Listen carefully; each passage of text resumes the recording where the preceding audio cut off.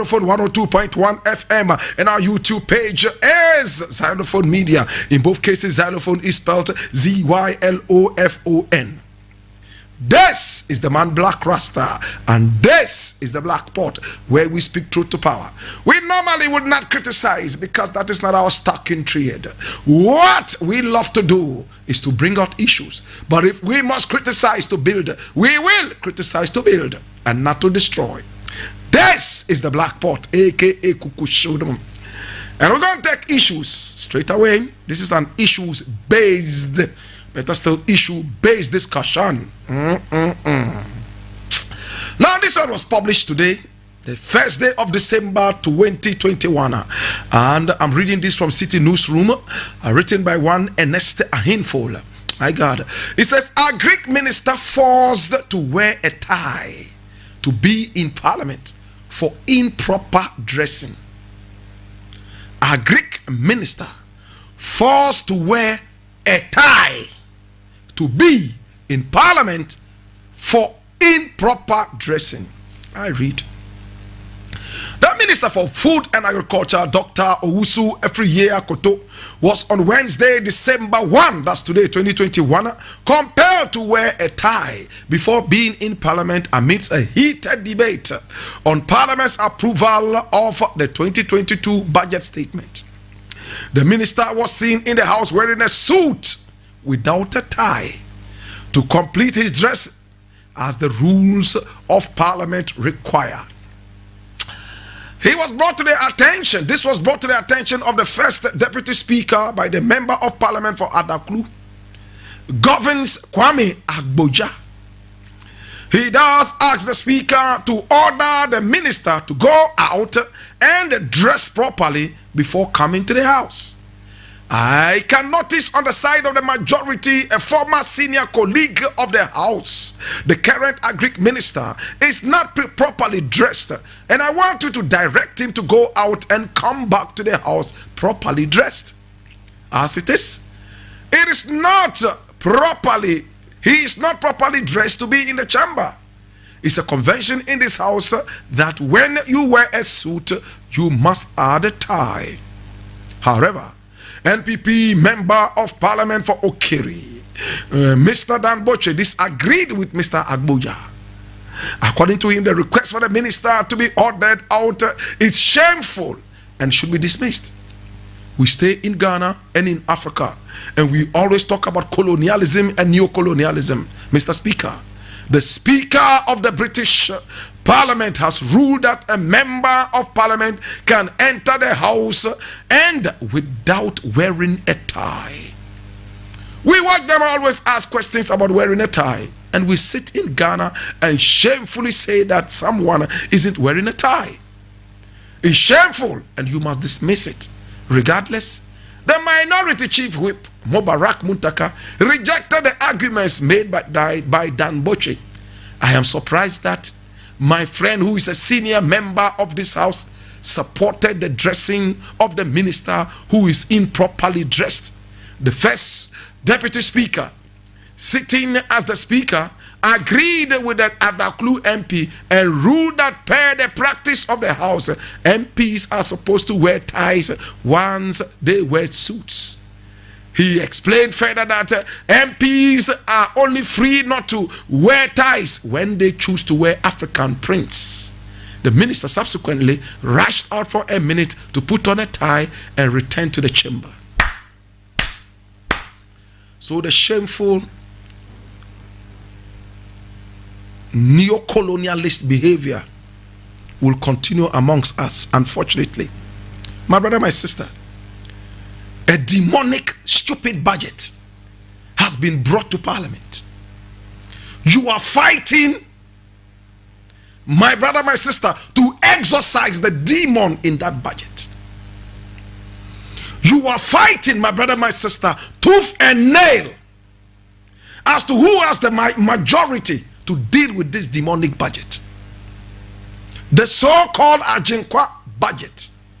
The budget that has all the demons from hell sitting inside. And all you are thinking about is somebody wearing a tie. It's so shameful in the list. My brother, my sister.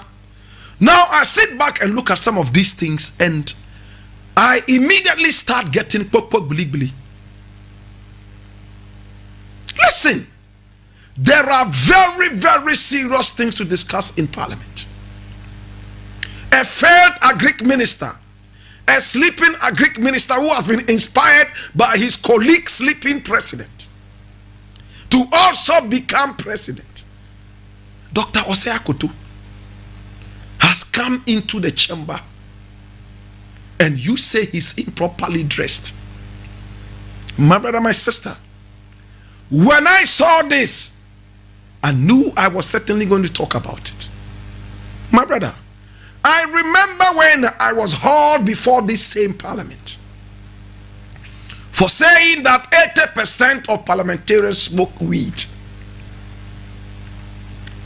Some of the MPs stretch out their legs in my way to cross me or trip me over.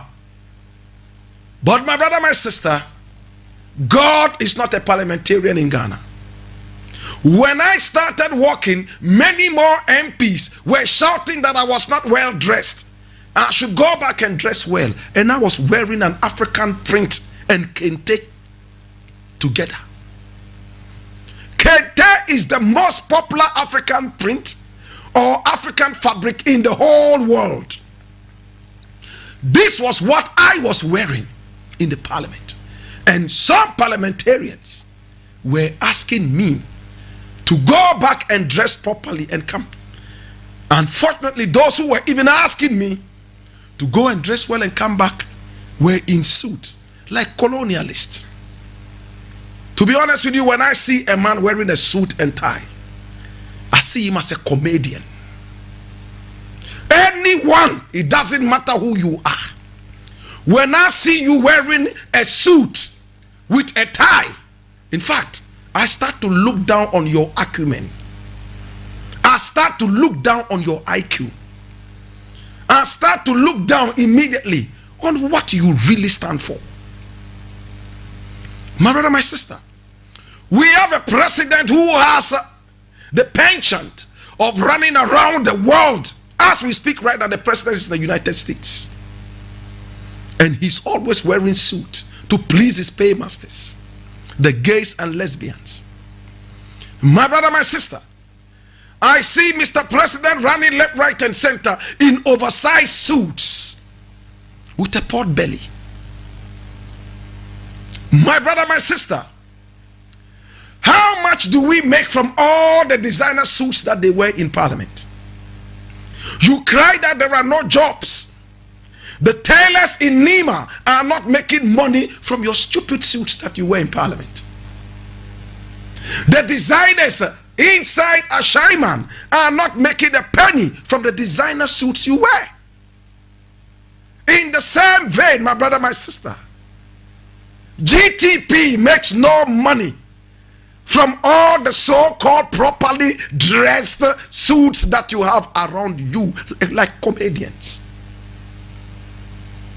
So why do you take so much interest in extolling the power and prowess of the colonial master?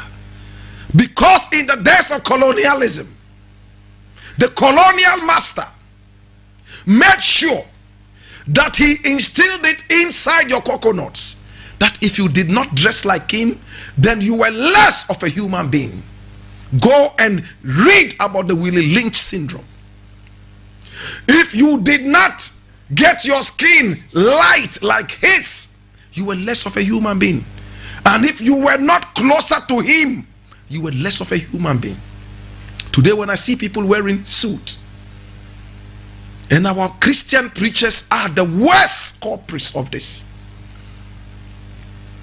They even start competing. Oh, me, I wear a suit once. They start pointing fingers at somebody who wore the same suit at 4 different preaching places. And by this stupid competition, they are making money for the colonial master. Because all your suits are tailored right there. In Europe, in America, and the rest of the places. My brother, my sister. So when I sit back and I see our own parliamentarians who are supposed to be making laws for us sit down and argue about colonial legacies. In fact, I cringe. You remember when WikiLeaks released a lot of files in those days? It was said that Nana Akufo-Addo does not look good in African prints, and for that matter, he always wore a suit. Do you remember that? Today, my brother, my sister, even though the president has tried once or twice to wear an African print, most of the time, he's dressed like a comedian in an oversized suit with a pot belly. The only thing that Akufo-Addo needs to be complete as a comedian is a carrot on his nose, and that's it. And I say this with all seriousness. When I meet a man in suit, I start looking down on him, and that is true.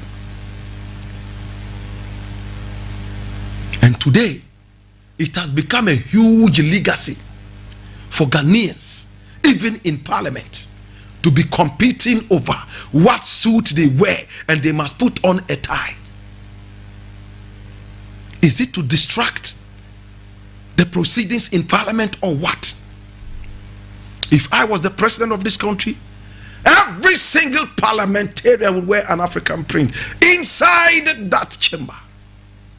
Now you are looking for your chamber to be built better. You want a parliament house that could be built better. Remember when we all came out to fight that thing with the tag, drop that chamber? My brother, my sister, they want a chamber to come and sit down there with their suits. Is it not disgraceful? I mean, look at the photograph of me in parliament.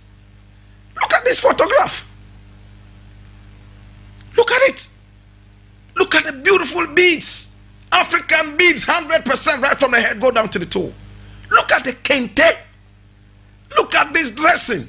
And these guys wearing suit all over are telling me that I am improperly dressed. Colonial minds. The demons in some of these parliamentarians must be exorcised, or else this country is going to continue accelerating at a geometric speed backwards. We call it deceleration. How much is the Ghanaian tailor making from the president's oversized suits? How much is the Ghanaian shoemaker and the cobblers making from the president's shoes?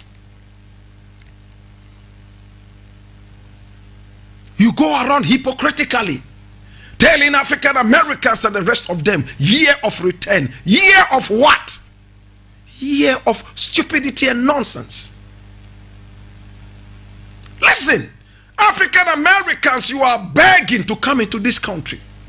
A lot of them came into this country, my brother, my sister, because they wanted to be connected to the cultural nature of the people here.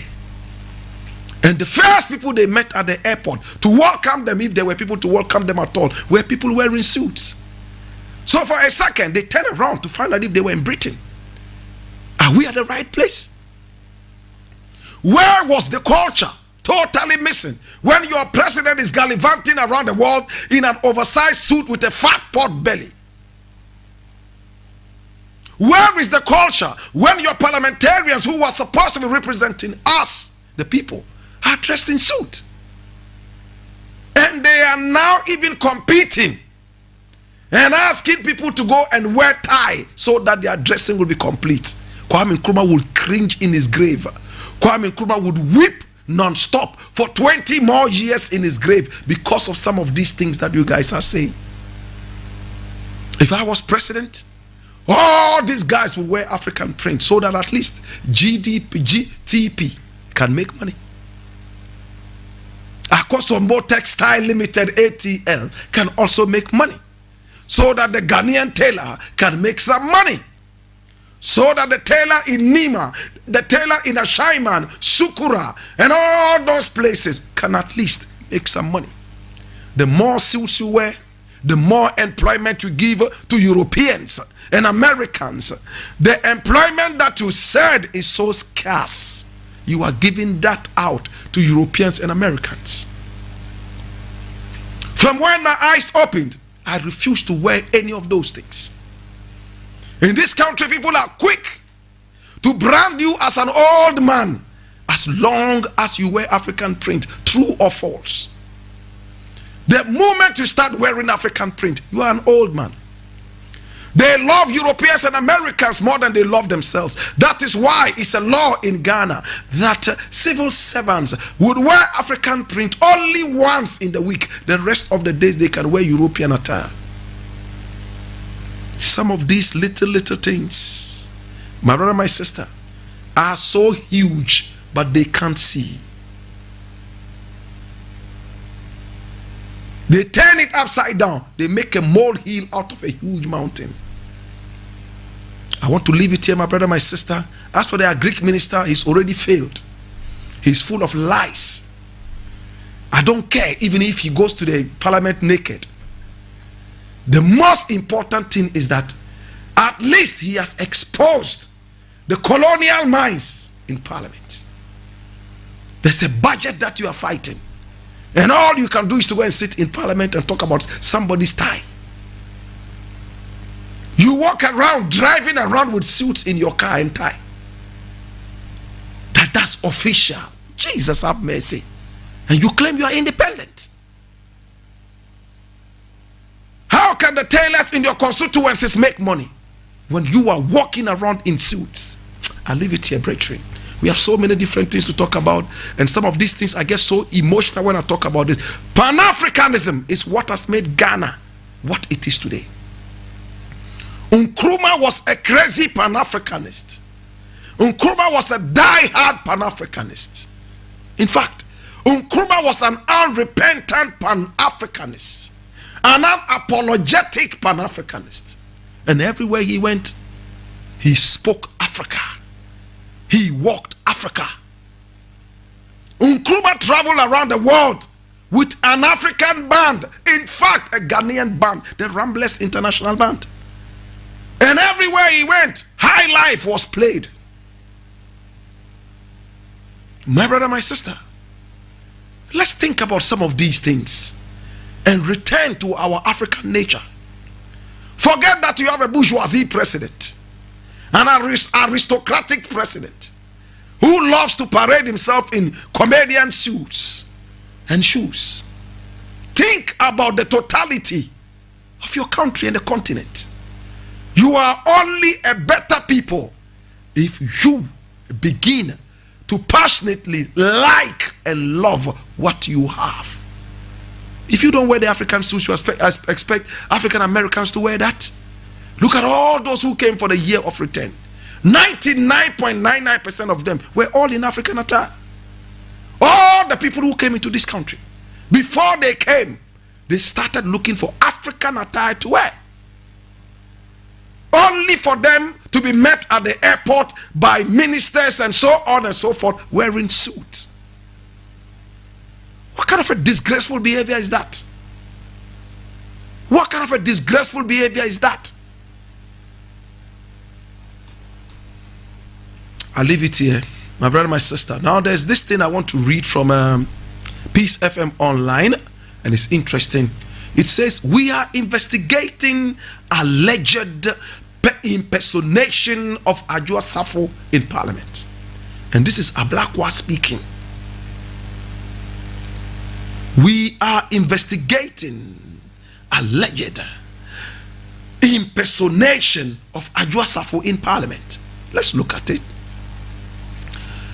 The North Tongue MP, Samuel Okujeto Ablakwa, has disclosed that the minority in Parliament is investigating a case of impersonation of Domi Kwabenya MP, Sarah Adwoa Safo, in Parliament on Tuesday.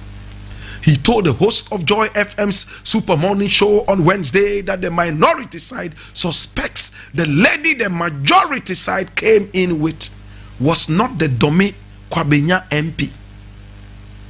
Following pictures and videos we are reviewing this morning, it is becoming quite apparent to us that there may be a case of impersonation with regards to the lady who was presented as Adwoa Safo. It's beginning to appear that she may not be Adwoa Safo, he said. My brother, my sister, these people can do anything to stay in power. They can do anything to mess all of us up. What didn't they do to Nkrumah? I don't trust them. I don't trust the president. I don't trust anybody who trusts the president. My brother, my sister, these were the people who bombed Nkrumah night and day. When they succeeded in overthrowing Nkrumah, what did they do? They carried corpses. Those of you who have not read Dark Days in Ghana, go pick that up and read. And some other materials on Nkrumah. They brought corpses into the Flagstaff house, which was the office where Nkrumah's office was, and the seat of government, and stuffed that into Nkrumah's refrigerators.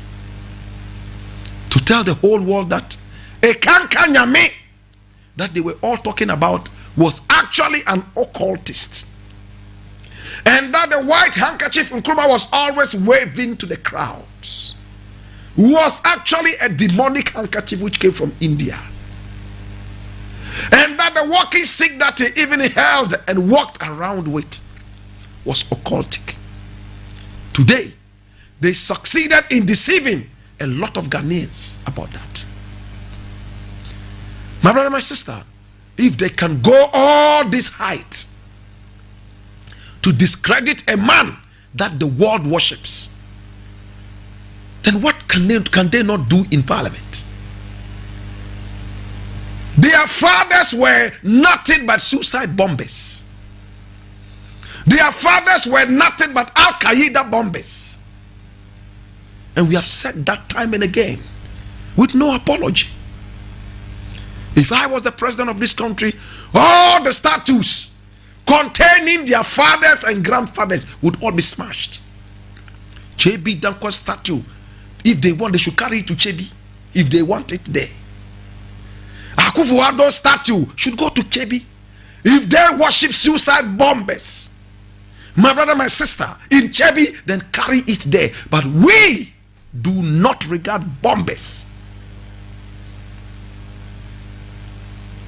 My brother, my sister, what did they do to Nkrumah to discredit him? Even Mahama, the dead goat, what did they not do to Mahama? Did they not say that Mahama had bought houses in Dubai? Did they not get foot soldiers to go about smearing the name of the man? When it's as simple as a DNA, they could have just gone there to find out. My brother, my sister, at the end of the day, did Mahama have any building there in Dubai? When they are doing their propaganda, my brother, my sister, I was just going through a few things, and I saw the CEO, is it the president of Maslock? I think his name is Stephen Amor or something, I'm not too sure, granting an interview and crying. And I told him, I said, listen, brother, you can cry from morning till Jesus Christ comes. Hey, you can cry all the tears from out of your eyes. Borrow the tears of your younger brother or elder brother. Cry all. Borrow the tears of all your family members. Cry all. Borrow the tears of Nana Akufo-Addo and all of them. Cry everything. Nana Akufo-Addo is nothing but a traitor to this country. Traitor. Hopeless creature. Traitor, beg your pardon. Hopeless traitor. My brother, Stephen Amor is over there crying, that we should think about poor people and look at the contribution of Nana Akufo-Addo to the people of Ghana. And I said, oh really? Yeah. What is it? Simple. Tell us how much tax money you are using to fly around the world so exorbitantly. Up till now, the arrogant, pot-bellied, oversized suit-wearing president has refused to account. And And you go around crying on TV that Nana Akufo-Addo is the angel of our time. Which of the angels? We have different types of, we have fallen angels. Islam would even teach you that yes, some of the angels are not even actually angels. Some of them are malaikatul maut. Maybe Nana Akufo-Addo is malaikatul maut. Find out who malaikatul maut is. I will not educate you. My brother, my sister, let's get serious. What kind of crying did Mustafa Hamid not cry? When you see some of these politicians crying, they are crying because of their belly. They know that when the youth are beginning to get more serious and they are beginning to wake up from their slumber, that signifies the end of their dirty game. And for that matter, because we know how sympathetic Ghanaians are, better still, how empathetic Ghanaians are. My brother, my sister, we are quick to get absorbed, to get very, very much imbibed, my brother, my sister, in somebody's sorrow. Jesus, this is deep for somebody to understand until he smokes in Tampi tonight. What are we talking about, brethren? Me, Black Rasta, when a man is weeping, I quickly get into it. In fact, a man stole my money. I remember the very first concert that I had in Accra at the beach. There was a Muslim guy there called Rashid. I don't know where he is now. Wherever he is, it's unto him. My brother, he asked me to bring the tickets that we were going to use at the gate so that he would inspect. And when we brought the tickets, in fact, they found a way of getting duplicates. And we were seeing people packed, and we're so happy, packed. We finished the show, and when they showed us the money, I couldn't believe it. My boys were able to arrest a certain man who had tens of those tickets. In fact, hundreds of the tickets selling at the gate. And when we brought him in, he started shedding tears. Little did I know that he and the Rashid guy and some other people were all accomplices. But the moment he started crying, trust me, I felt it. He was an elderly person, like 60 plus. The moment he started crying, what got inside me was that, this could be my father. Maybe he's hungry. Maybe he has children at home who should eat. I forgot about the fact that he had stolen from me. And now I had imbibed that kind of sorrow from him. Like osmosis. But I have grown better. I have become a better human being.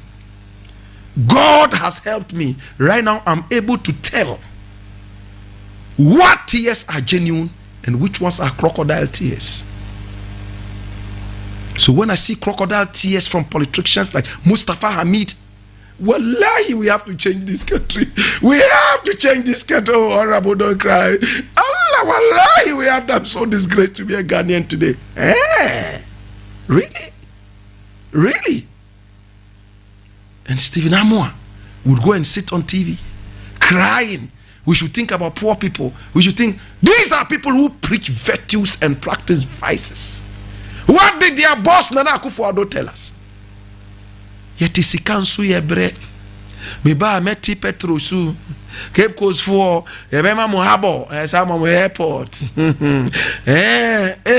Me ba. Me die.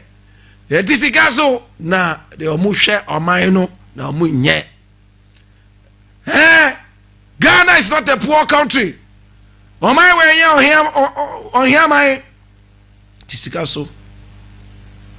Come there. Esla and the rest. Today, my brother, my sister, are you better off? Are you better off? This government has borrowed more than any government in this country. This government is still on a borrowing spree. This government is angry that we have been able to block some of the loopholes of borrowing, and is so angry. My brother, my sister. So when I see people like Stephen Amoa sitting down there and crying that people are not recognizing the good work of Nana Akufo-Addo, I say, listen, we have seen Mustafa Hamid. He cried. Today, he's walking around enjoying his life. You guys only cry because you don't have the chance to steal. You guys only cry because we have discovered your ways of being dishonest. That's all the reason you cry. I leave it here, my brother. Listen, I won't be surprised if it was not Adwoa Safo at all. We all heard Sam Jatta tell us that they were bringing a whole private jet to fly in Adwoa Safo. Why Adwoa Safo? Parliament is treating Adwoa Safo like a pampered baby. Like a pampered baby. One, she had to call her baby father, Kennedy Japan, to come and help her campaign because it was very tight there. In the words of Kennedy Japan himself, he left everything and went there.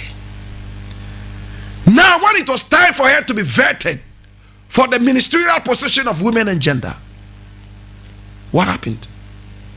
She couldn't make it.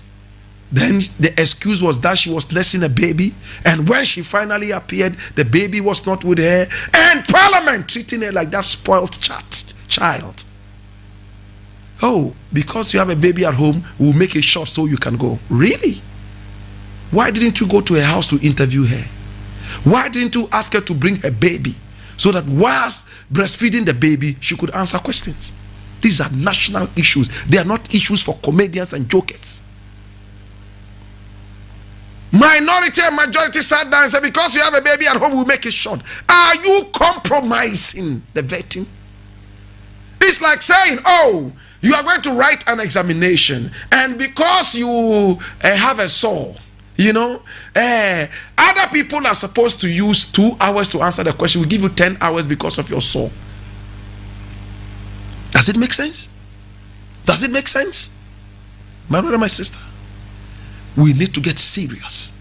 These are national issues, and these national issues should be approached as such. If you cannot vet her now, let her stay away until she is comfortable enough to be vetted.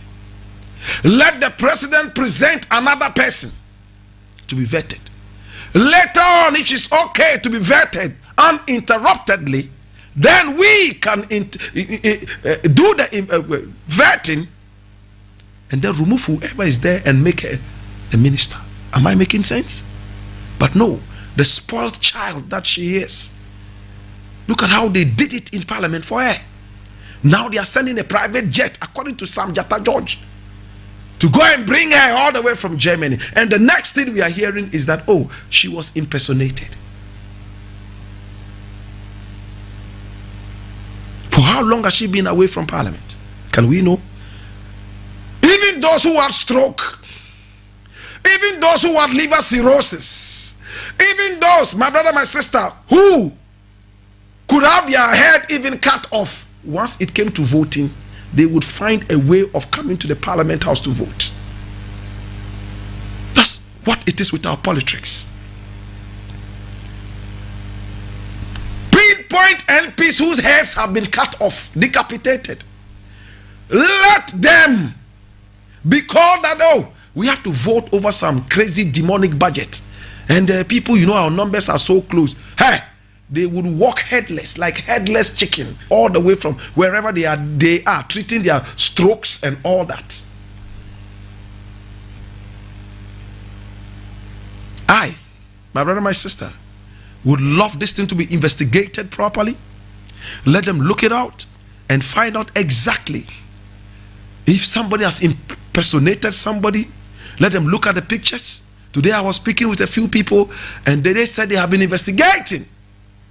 They are following all the airplanes, and they haven't seen any passenger on any of the planes that came in between what time to what time, my brother, my sister, via any of the planes. Let us investigate it properly. In this country, we have no respect for the electorate. President can fly left, right, and center, will never account for how much of our money he's throwing away. MPs fall sick night and day. They fly business class, some of them private jet, to go and treat themselves outside this jurisdiction. Fly to America, fly to... Are you not ashamed of yourselves? Finance minister and all those people, are you guys not ashamed of yourself? Backbean and all those, are you not ashamed of yourselves? You get up and sit in a plane. Whilst you are flying, you are looking at people who are dying from malaria. Whilst you are flying over Accra, you are seeing people who are dying from hunger. You are seeing people who have guinea worm. You are seeing people, Qatar, common Qatar is even killing. Then you are in the plane, being sponsored by the same malaria killing, Qatar killing people. Think, brethren. You are in a plane, flying. You look down over Accra. You see Kayaye carrying load. Some of them are hit by cars, left, right, and center. They are dying. Malaria is killing people. Guinea worm is destroying people. Qatar is even killing people in this country. Then you will sit in a plane sponsored by all these people on death row, and you are comfortable. What kind of God do you serve? What kind of God do you serve? And you are comfortable. You are flying out. It's like each man for himself. Oh, there's a big stone coming from the skies, so everybody's covering his head. Nobody would leave his head and cover another man's head. We voted you in there to represent us, not to kill us. They are all flying. They have no conscience. On the taxpayers' budget. And they are okay. Do you know why poor people live long? They say, Aboa on niduano. Nyame esheduso. The animal that has no tail is God that takes care of it. When the flies start coming, it cannot wag its tail. It's God that takes care of it.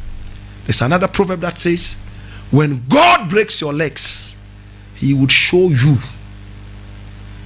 how to hop.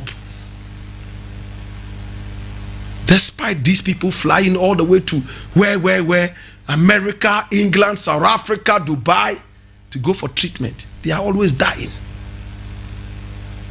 They are dying like chicken.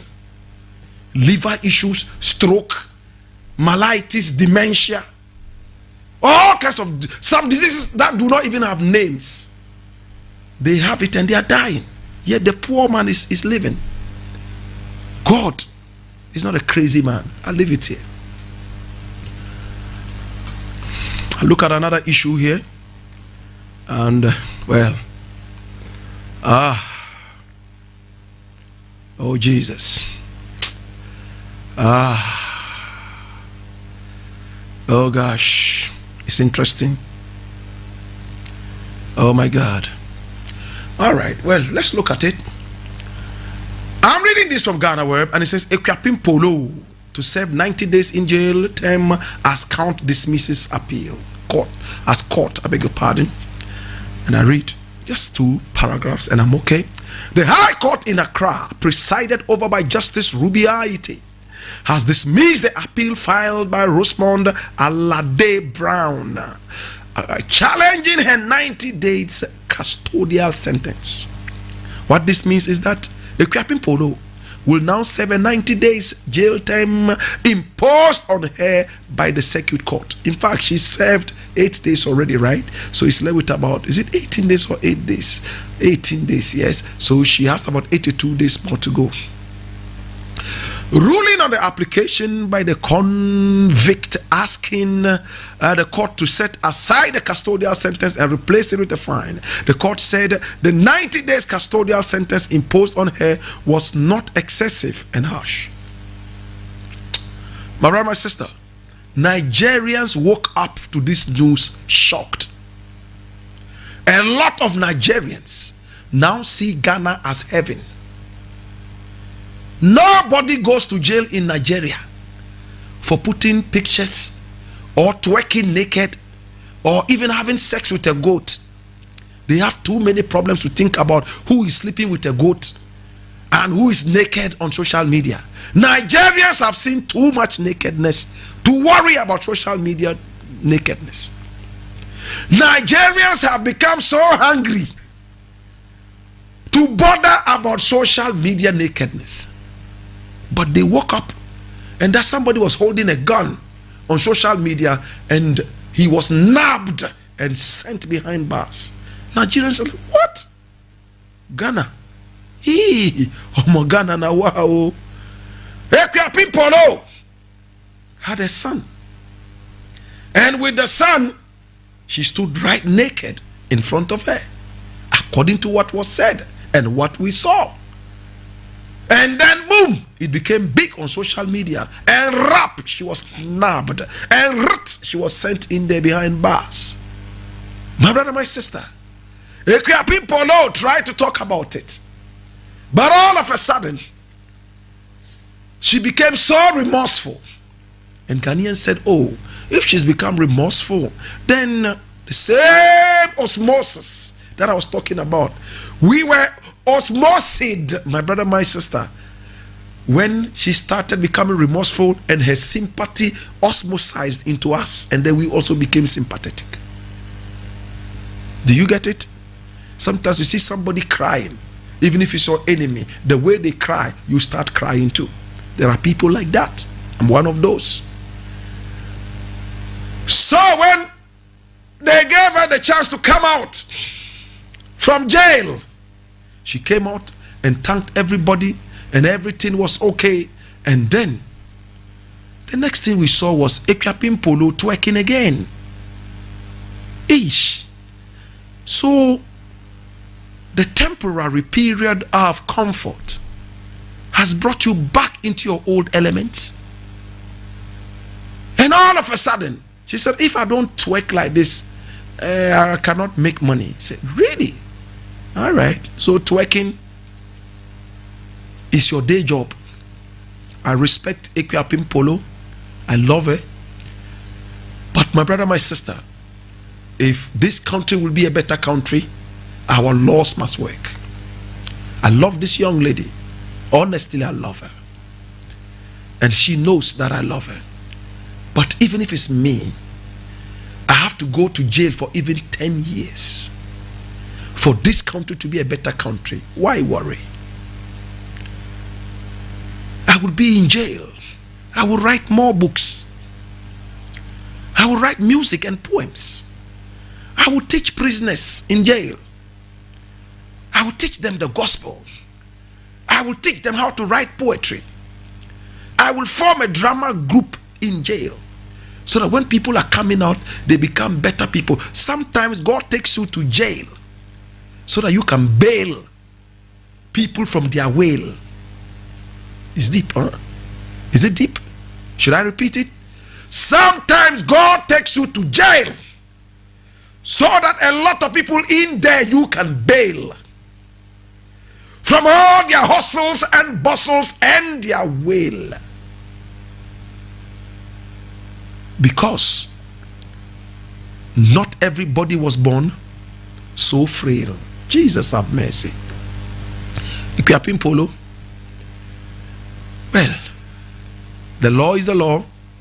Just go in there, spend the time.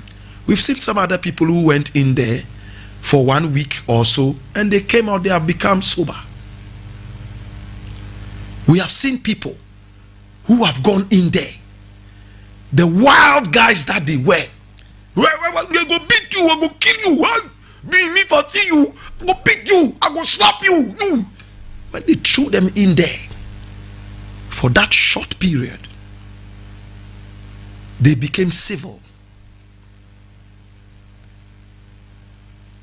With all the giddy, with all the noise, firing guns all over the place, behaving like gangsters.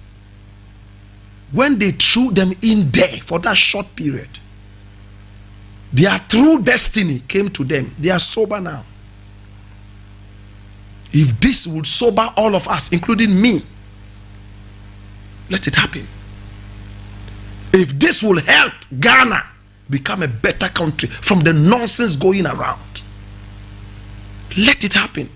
And I encourage the IGP, whatever you're doing, it looks like Ghanaians are applauding you. You have slowed down a little bit for some time now. Please bring back the fire.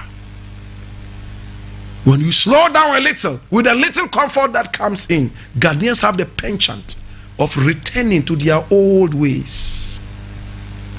To God be the glory. Nigerians now see Ghana as heaven. That Equiapin Polo, an actress, will be thrown behind bars for stripping naked before her son. Nigerians don't understand. They say Ghana is a different crop of human beings. Same way, my brother, my sister. Let us all support the law and let the law work. The shortcuts and the bribery, too much. You go to the jailhouse and it's only poor people and we smokers. The rich weed smokers are not there. The poor weed smokers are those who are there. The foul thieves are those who are there. Those stealing our taxes are not there. When you go to the jailhouse, my brother, my sister, slave queens are not there. It is small time prostitutes who take 15, 20 cedis to have sex on the streets who are there. When you go to our jailhouses, there are no presidents. Mahama is not there. Nanado is not there. Kufuor is not there. The people who are there, my brother, my sister, are me and you. Whose tax money is being stolen. It is time to make the law work so that we can have presidents there, so that we can have TV ministers there. That is how it's supposed to work. It doesn't matter who you are. When prisoners start seeing so-called celebrities in there, they will realize that, hey, if this guy will come here, then media, Charlie. But you go there, it's the same crop of people. Those who have been smoking weed for the past 30 years, they are those in there. And their weed smoking in there even becomes worse. Small-time thieves, petty thieves, they are those who are there. So they graduate from petty thievery into what? Armed robbery. Please, we are speaking wisdom. We need everybody to come together and think about some of these things. When you go to the jailhouse in America, you will see the rich and the poor. Yes, the poor would be more, but you will see at least a few rich people. Then you can learn. If we start gripping the big heads, the big thieves, like ministers and presidents, and putting them in there, the country will be better. But you go there, I go to the prisons every year. It's young, small boy. Somebody stole a fowl. He's been put in there for 20 years. Somebody stole banana because he was hungry. In there 15 years. Somebody and his brother fought. He's in there for the past 17 years. The lawyer who was handling his case was transferred from Bayeraba to Michok all the way to a friend say all the way to, so they can't find a lawyer anymore, and he's there. Somebody stole, my brother, my sister, one bunch of plantains according to the Greek minister, which cost 4 cedis. He's in there for the past 19 years. In fact, the prison officer who was supposed to take him to court, he didn't have money to bring a taxi to take him there because the prison van broke down. He is there. Prison officer is the one who is supposed to take money from his salary to take a prisoner to the court. So when he looks in his pocket and realizes there's no money, he turns a blind eye to the court date. He will rot in there. These are the people in jail. The drug barons, those who were smuggling coke and crack, the hot drug barons, my brother, my sister, they have connections. MPs are flying out of the country using VIP.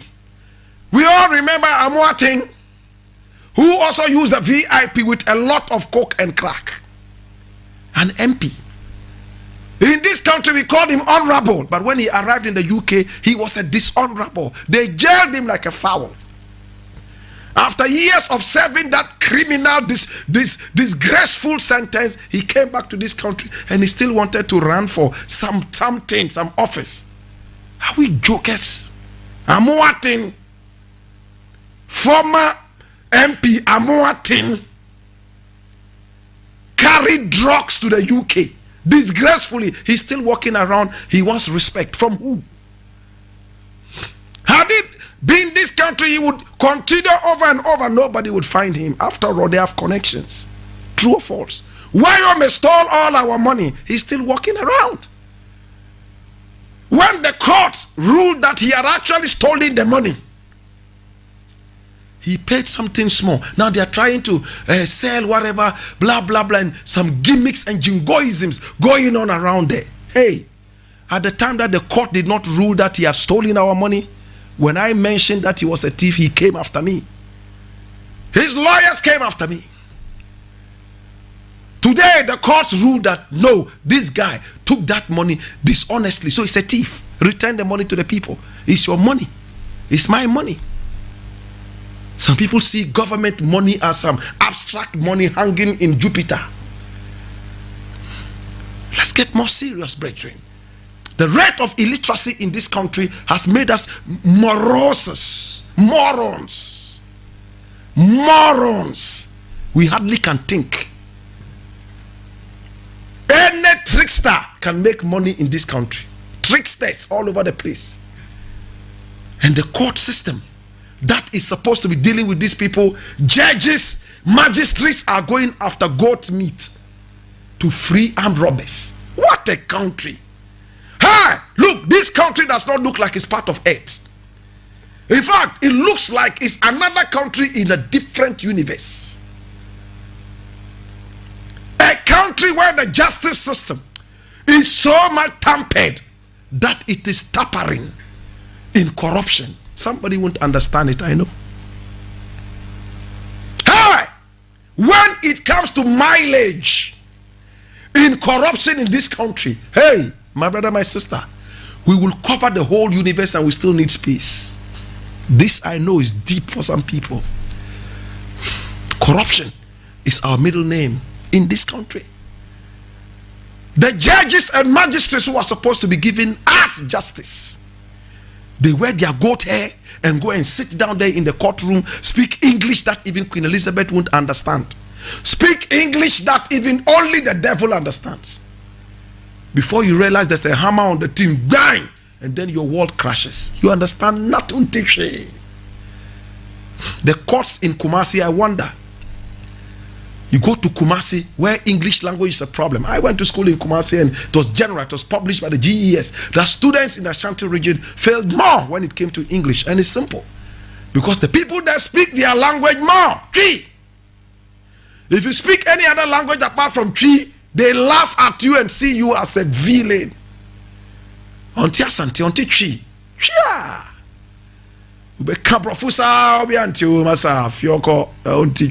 Hey, what's your name? Hey, do you know me? Oh, Fioko Nyobia. Fioko. And 660 million other people who come and support it. Fioko. They respect their language more than any other language. So the English language is secondary to whatever. In Kumasi, in Ashanti. Students fail more. I don't know if it has changed. But in my days, Ashanti region performed woefully when it came to English language.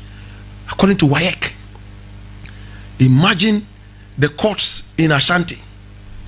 The lawyer is saying, my learned friend, according to article which was perambulated into a system of paralysis, which the criminal is only sitting down there on tissue. All that will wake him up is that hammer. Bang! I jail him. That he would understand. Just obey. My brother, my sister, we value things that we should be throwing away. We jail the wrong people and free the big thieves. I leave it here. Equipping Polo, 90 days will come soon. It's difficult. I wish it didn't happen. But because of what we stand for, that our laws must work, let it happen. God is with us. You will be okay. And there's another thing here. I normally don't like to deal with entertainment stories. I hear when the Shea is here saying that, what's the name? Rocky Dawuni's nomination, in fact, his Grammy nomination came via a connection. Oh, Jesus. Oh, Jesus. Rocky Dawuni's Grammy nomination came via a connection. And this is on Peace FM Online. Yes, Peace FM Online. Eesh. Hey. Look how many Ghanaian artists are still struggling to play live. The moment they strum the guitar, they go off key, several billions of miles away from the key. Rocky Dawuni, from the first day he recorded a note of music, he was singing live. Why is live music so important to a musician, professional musician? Because if it is not live music, then it's dead music. You don't have a live career if you continue singing dead music. Especially that nowadays the music is not even selling, it only sells on stage. I'm sad when the Shea made this statement. As I said, I do not normally review entertainment stories, but it's unfortunate. Are you casting a slur on this? The video and the rest, the Nigerian, did they also get it via a connection? Are you saying that Rocky Dawuni's album does not qualify? It is not good enough? Oh, that's a shame. That's a shame. When the Shea, please. Hey!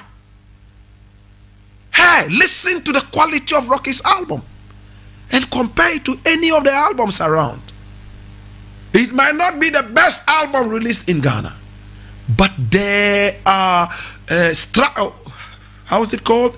There are yardsticks, you understand, for every album's qualification.